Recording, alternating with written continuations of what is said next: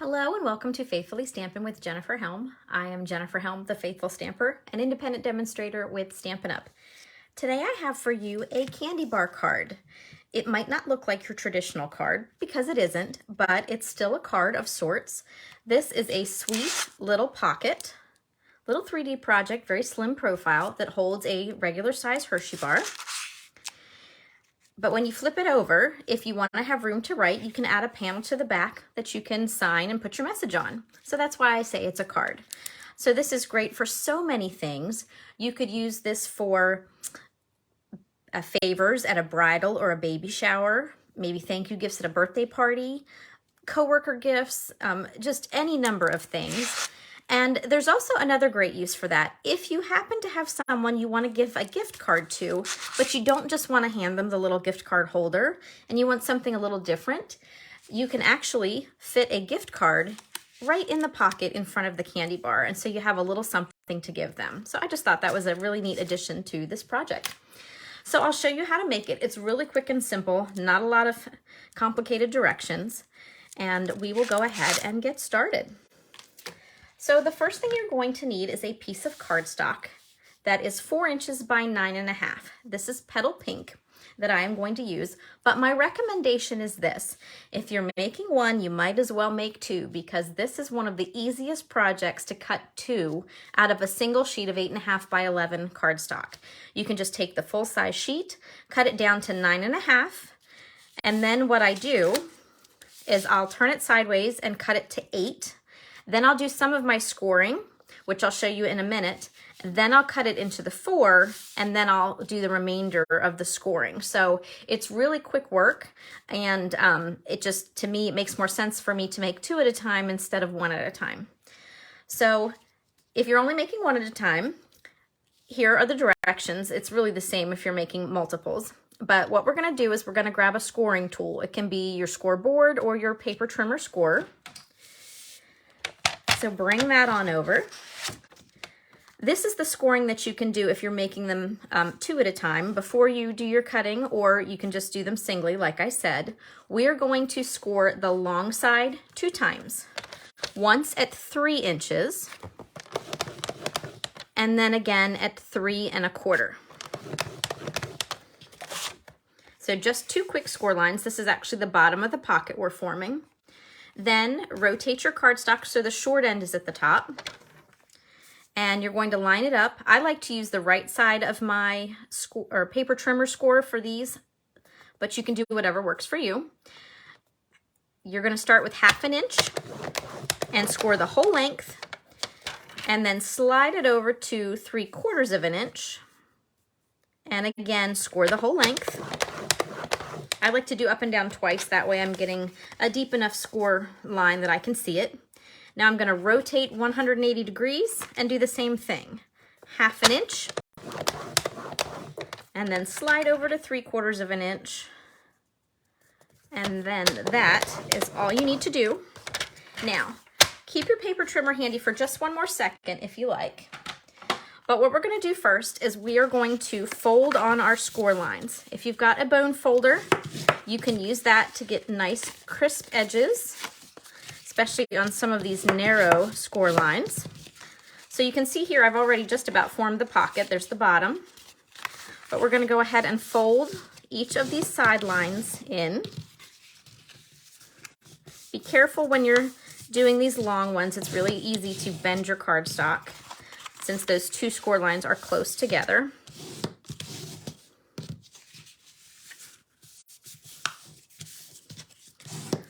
Okay. So now we've got this long rectangular panel here and our little pocket at the bottom. What I recommend is take your scissors. I'm going to turn this so the long panel is on the left. And I'm going to cut with my scissors across the first score line and go just to the second, all the way here at the bottom, so that I've only got these 2 panels here. The rest is all above that cut line. Then flip it over and do the same thing.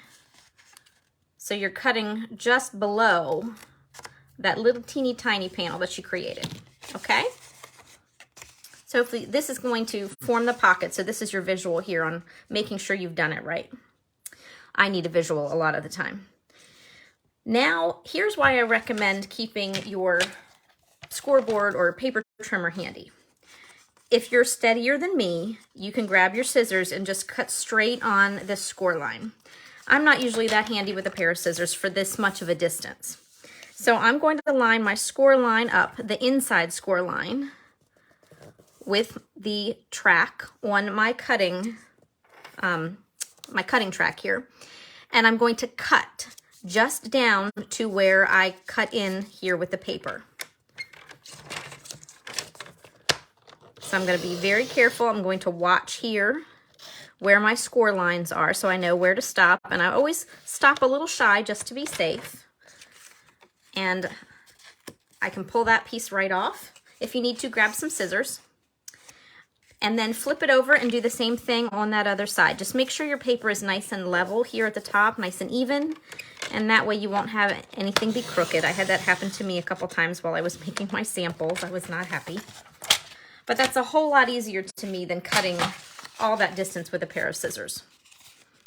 Okay, so I'm just gonna trim off this little puff of paper there. Okay, so here's what you should be left with. Oop, and I totally cut on the wrong score line. So busy telling you how to do it right that I did it wrong. Okay, that's an easy fix.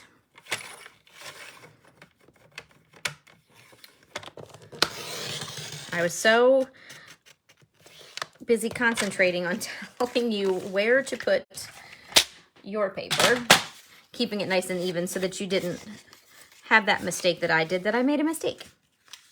All right, so this is what you should be left with, that long rectangular panel in the middle, and then your little pocket here. So you can see how this is going to come together. So what we're going to do first is do some decorating. We're going to decorate this back panel.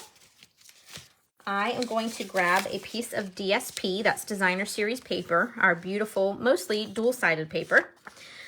This is 2 1/4 inches wide by 5 3/4 inches tall. You do not need any fancy adhesive for this, so use your favorite. The only thing you will need a particular adhesive for is actually assembling that pocket at the bottom so that your candy bar doesn't fall out. But we'll get to that in a minute. So this is not quite as long as your panel, so make sure you put it towards the top and just leave a nice border around the sides and the top edge. You could even probably make this shorter if you like to save some paper. Now we're going to decorate the front pocket. For this, I'm using another piece of paper. It coordinates with my back panel. You can use the same panel if you like. 2 1/4 inches wide by 2 3/4 inches tall. And again, this is just going to get some adhesive on it.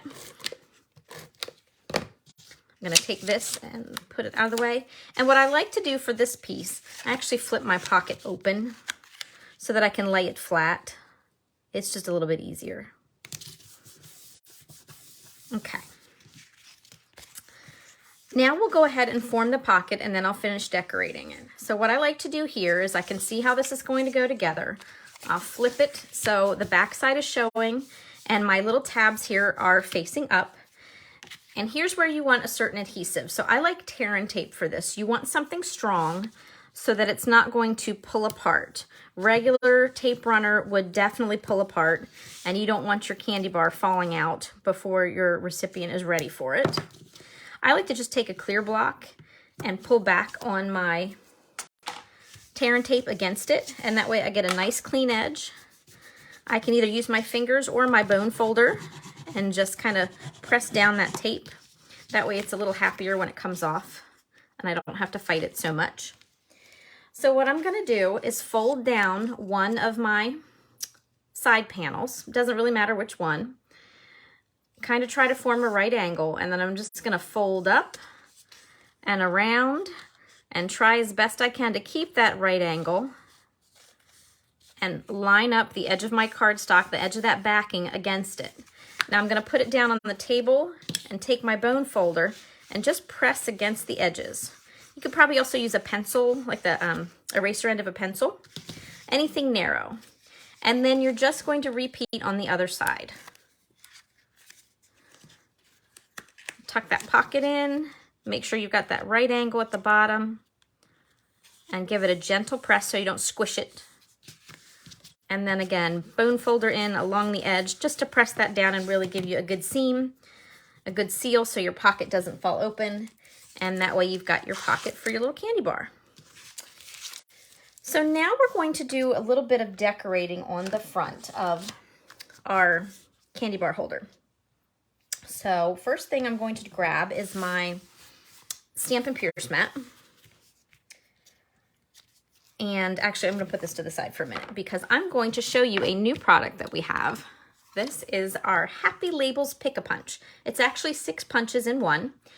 We have our, I call this the ticket, it's kind of the perforated end of a ticket stub here. And then this is more scalloped. And it's 6 in 1 because you have 3 different widths. And I apologize if I'm blinding you with the light on the glare. The measurements here are 1/2, 3/4, and 1 inch for each of these punches. So you have those 3 different measurements that you can do. So I'm just going to pop this open. A lot of the time when I punch, I flip them upside down so I can see what I'm doing. I don't need to do that with this one. My cardstock here, this is Sweet Sorbet. It is 1/2 inch wide, and it's about 2 inches long. I needed to keep it short enough to fit here on the front. So I like working with longer strips, but for these purposes, I'm going to slide this all the way in to the punch.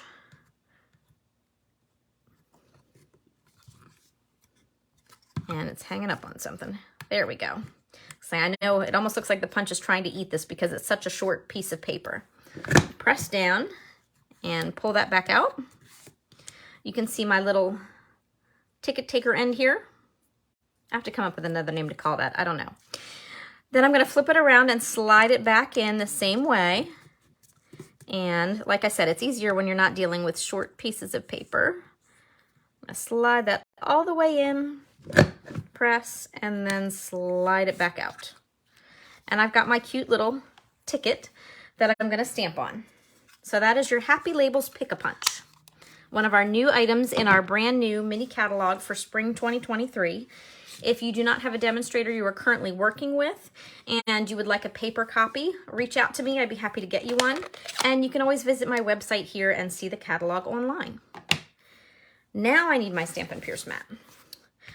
The stamps that I'm using is photopolymer. That's why I need a little extra cushion underneath because there's not a cushion built in. This is Country Bouquet. It does coordinate with these papers that I'm using today. And we're going to use the For You. I really wanted to use the Happy Valentine's Day, but it's a little too wide. And then I'm going to use the heart images here and the leaves as well. And later on, these cute little hearts. So for starters, I'm going to stamp my For You here on the front of my little ticket with soft, succulent ink. And I have lost my stamp. Oh, I see it. Got tucked under something on my desk. All right. So remember, just tap gently in your ink pad. Don't sink it through to the tabletop. You'll have ink everywhere. Took me a long time to learn that one. I'm going to set that to the side for a minute. And I'm going to show you a really neat thing to do. This to me is a very simple tip, but my mind was blown when I learned it. I want to use these hearts and these leaves, and they coordinate together, but it would be tricky to line them up and punch them, just trying to eyeball it freehand. So if you have a punch, for example, our Country Bouquet, where there's multiple pieces that are being cut out at one time, this is the simplest way to do it. Because you can see if I were to stamp multiple times, I might not stamp far enough over and maybe my leaves would be cutting out the next heart. I've done that before. Ugh, drove me crazy when I realized I had stamped all these beautiful images and then I couldn't cut them out right. Doubled the work for me. So what I like to do is take a piece of cardstock and make a template. I usually go with a dark colored cardstock since I typically stamp on lighter colors, and that way it's just a nice contrast and I can see what I'm doing. So all I did was I took this piece of cardstock, put it in here and cut it out. And now I have a template to use. And how I'm going to use that is I'm going to take my basic white cardstock and hold my template here at the bottom. I'm going to line it up at the bottom and try to hold it steady. And I'm going to do my stamping within the template. So hopefully everything will be lined up the way I want it to be. So first I have my hearts. You can do whatever piece you like, but I like to start with the hearts. And line them up as best you can within the template. There you go. So now I can line my template back up and go for my soft succulent ink and then the leaves, because both leaves are attached to the same stamp. So I'm going to ink these up and then hold my template in place. This is the trickiest thing you'll do.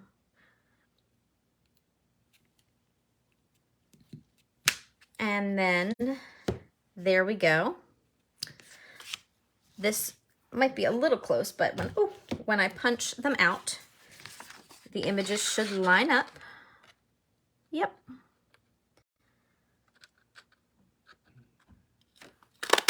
And then I have all 4 pieces stamped and cut out at the same time. Like I said, if you've got a multiple image like this, it's just a time saver for you. And what I do is I will take this and put it in the stamp case so that next time I might need it, I know where it is. All right. While I've got my Stampin' Pierce mat out, I'm just going to finish my stamping. So for my back panel, if you want a back panel on your candy bar card, this is basic white, 2 1/4 inches across and 6 inches tall. So I did need to find a narrower stamp that said Happy Valentine's Day, so I went to my Paper Pumpkin kits and dug out an old one that had a stamp narrow enough that it worked for what I needed. If you're not familiar with Paper Pumpkin, definitely check that out on my website. It's our monthly subscription kit where they send a little box of creative happiness to your door each month. Lots of card kits, sometimes treat boxes, lots of fun. I'm just going to add a couple of accents here to my corners. These stamps you can actually use together, but I'm going to use them separately. And add some pizzazz to the back panel here. Now I can put my Stampin' Pierce mat away and my ink. So all I need to do is glue this panel to the back of my candy bar card.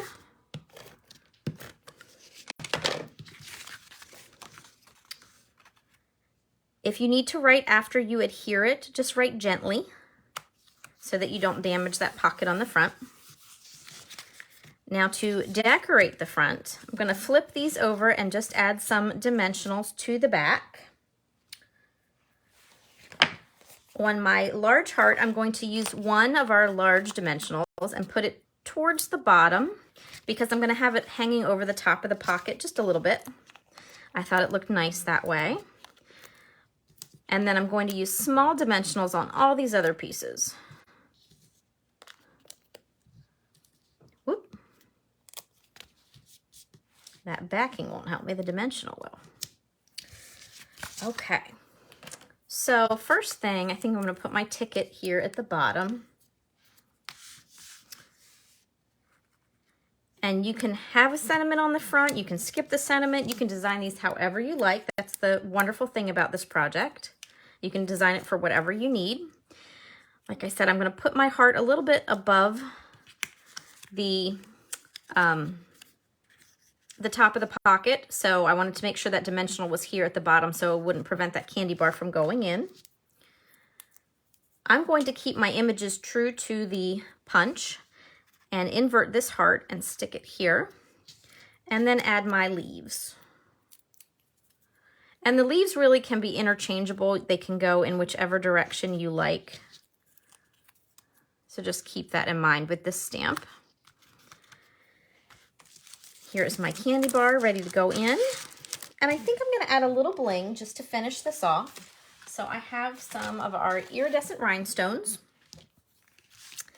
Going to put one of the largest ones here on the heart. Oh, sorry, didn't mean to jiggle the table. And then add a couple more to the front. So you can bling this out however you like. Leave the bling off. Depends on what mood I am in. So there is our quick and simple candy bar holder. You'll be able to tell here in a minute, I was definitely feeling the Valentine mood here when I was designing these. Here's another one very similar. Actually, no, that is the same one. Where's my other one? This one. That's the one.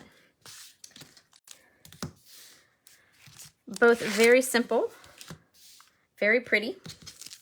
These are your more traditional Valentine's colors, but the Country Floral DSP pack that this paper is from also contains some non-traditional colors, some blues and greens, which are fun. I just wanted to show you the different ways you can dress up or down your candy bar holders. These two in the middle here, I used Balmy Blue for my cardstock base. The ones on the outer edges, I used Mint Macaron. Here I used that Country Bouquet Punch. I stamped directly on the paper. And here I decided to try something different, and I used our Heart Punch pack and used some DSP along with cardstock to embellish the front. And here I used the punch, but instead of stamping the images, I just cut them out using cardstock and added them to the front. So different looks using the same products, really. And so I did step away from Valentine's Day for just a minute to show you that these can be great for any occasion. I brought out a new stamp set that is one of my favorites from our new catalog. This is the Playing in the Rain set.